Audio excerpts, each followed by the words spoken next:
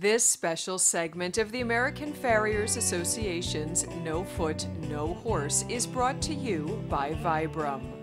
With proven technology and a rich 70-year history, Vibram offers farriers uniquely engineered hoof pads that capitalize on the superior resilience of rubber. I like the Vibram because it actually goes into the sole. It absorbs shock. When a horse hits the ground, that pad absorbs the shock, but it also forms to the sole of the foot. It does support the foot better than a hard pad.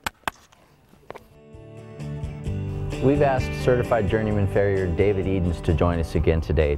Oftentimes as farriers, we're asked to apply pads to a horse's foot, either a recommendation by the veterinarian, the owner, the trainer, and sometimes recommended by the farrier themselves. David, when does a horse need to have a pad? The main reasons are for protection, like trail riding, and showing for gait enhancement, and various therapeutic reasons. So how does a pad enhance the gait? Well, it'll add length to the foot, and this gives the horse more motion for the type of showing they're doing. So therapeutic applications, are those typically recommended by a veterinarian or the farrier? Typically they are, but sometimes the farrier will see hoof abnormalities, a low heel, they might put a wedge pad, and various reasons like that. And sometimes just for protection, trail rides, that sort of thing? Sure, a lot of horses need protection. You could have a horse with good feet, but if it's on real rocky ground, just occasionally used on the trails, they might need pads temporarily. A horse that has soft feet because it's in a stable environment, their feet might not be toughened up, and maybe they just have thin soles. So when they go out on a real long trail ride for a couple of days, temporary pads will really help, just shoeing them for one period, 1 6-week period. Preventative maintenance. Right. I see you've brought a few samples of the literally dozens of pads on the market. How many do you think there are, different types? There's no telling. There's hundreds. They come out with new ones all the time. These are some synthetic pads. These are just a regular old thin pad you might use for a trail ride. It's very thin, goes between the shoe and the hoof, and it doesn't add a lot of length to the foot. Now, this is an example of a therapeutic pad. You can give a lot of heel support, put it in a shoe, and make it like an egg bar shoe.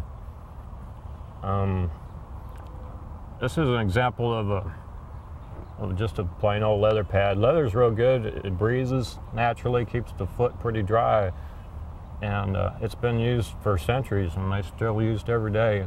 Also on walking horses, and maybe Arabians, they'll build up a stack of these, and so you can have more length on the horse's foot to enhance their gait. Here's an example of a heart bar wedge pad, a frog support wedge pad, and this is thicker in the heel. This will raise the angle of the foot to maintain the hoof pastern angle if the horse has some broken back hoof pastern axis conformation.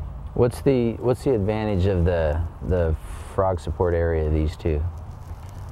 That's to give more caudal support to the back of the foot. A horse has a weak frog, run down heels, needs some more support in that area, and this will help.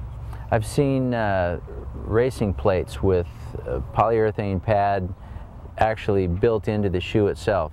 What instances would a rimmed pad like that rather than a full coverage pad be an advantage?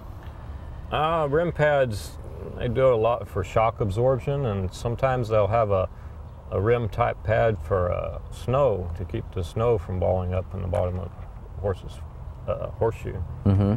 So I've also seen liquid pads. Shoe the foot, squirt the liquid in, hold it up, it sets up. Is there advantages or disadvantages of that over something like this? Well, they're a lot more shock absorption. They support the whole bottom of the foot. They distribute the weight equally across the bottom of the foot. They stick right to the sole of the horse's foot, and they don't allow any debris to get in there. They're not as economical, but they're quick, and a lot of times they provide enough support where some lameness issues are solved that way. I noticed the one you have in your hand, you have rivets at the heel. What is that a typical way to attach a pad to a shoe?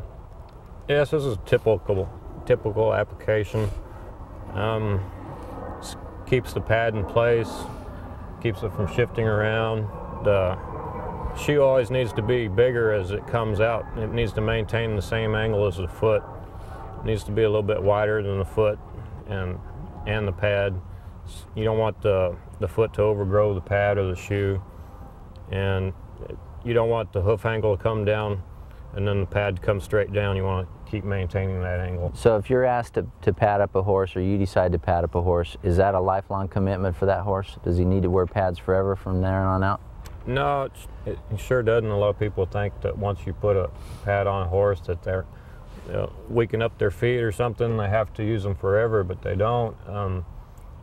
You might just need them for one trail ride, and the best way to tell if the horse doesn't have a need for them anymore is to try them without them for a 6-week period and see how they do.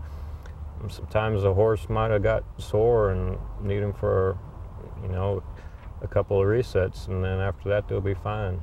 If you have a horse that's got say a sole bruise or an abscess, can you put a pad on that one foot and leave the other one alone, or do you have to put them on in pairs? Well, you can put them on if he's just staying in a stall, not being used, but normally they're being applied in pairs because the horse needs the same kind of feel on both the feet. Very good. David, thank you very much for your time. Thank you. If you have any questions about anything you've learned on today's show, feel free to contact us via email. Log on to our website, www.nofootnohorse.org. Take hoof care to a new level. Ask for Vibram hoof pads by name.